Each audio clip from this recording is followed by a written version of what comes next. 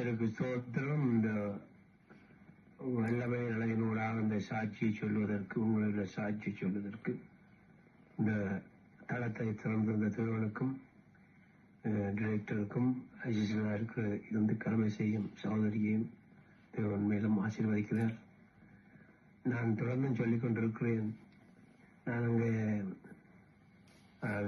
மாநகர சபையில் வேலை செய்யும் பொழுது என்னை எப்படி தேவன் காப்பாற்றினார், எப்படி அந்த மக்களை காப்பாற்றினார், என்ன விதமாக வழிநடத்தினார் என்பதை பற்றி அந்த நாட்கள் மிகவும் கொடுமையான ஒரு காலம். திடீரென்று யாருக்கும் தெரியாது, யார் செய்ததுன்னு தெரியாது, பல கொலைகளை தந்தி கம்பங்களிலும் மின்சார கம்பங்களிலும் நடத்தி விட்டு போகிறார்கள். விடியப்புறம் வந்து பார்த்தா மதில்களிலே சிகரெட்டியில் ஒட்டி இருக்கும், இன்னார் கவனமாக இருக்கணும், இன்னார் கவனமாக இருக்கணும். அதுவும் அப்படியான ஒரு காலகட்டத்தில் இருக்கும் பொழுது அது மிகவும் ஒரு பயங்கரமான ஒரு வாழ்க்கை.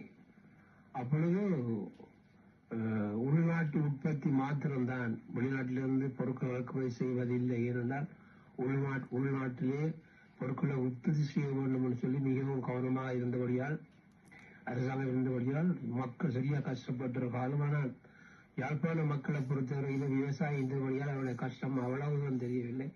தென்னிலங்க மக்களை பார்க்க முடியாது.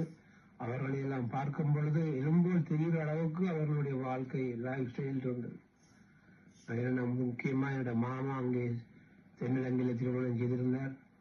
அவரை நான் இலங்கையில போய் பார்க்க போற வழியிலே அவ்வளவு வேதனையா இருந்தது. அவ்வளவு தூரம் எலும்பும் தோலுமா இருந்த சாப்பாடுக்கு அங்கே கொழும்பு மாநகரத்தில் விவசாயம் செய்ய முடியாது, கஷ்டம். இப்படியாக என்னுடைய இனத்தவர்களை எல்லாம் வழிநடத்தி வந்தார். அது மெய்யாகாது. அந்த நாட்களிலே உங்களுக்கு நிறைய சொல்லி இருப்பேன், எல்லாரும் கேட்டவர்களுக்கு தெரியும். 2000க்கும் மேற்பட்ட நோட்டீஸில் அடித்து விட்டிருந்தேன்.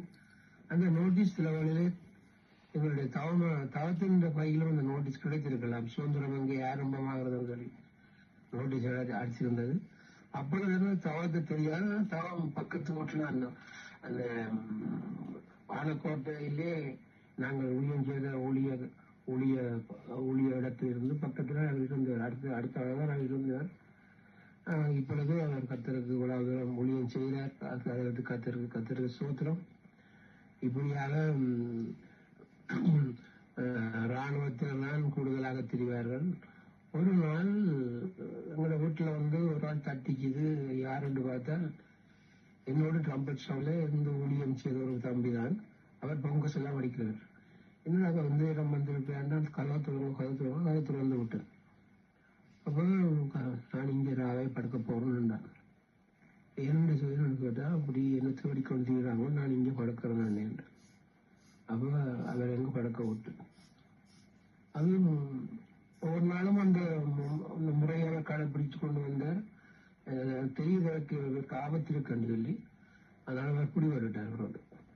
அதுவும் ஒரு சிங்கள பாச பேசுற ஒரு அம்மாவுடைய மகன் தான் அவர். கடவுளுக்குள்ள இருந்தவர், இப்படியாக இருந்தவர். அதை நான் அவையின் இயக்கத்துக்கு ஒரு 2வது தலைவராக இருந்திருக்கிறார். அவ்வளவு இயக்கங்கள் யாருன்னு தெரியாது.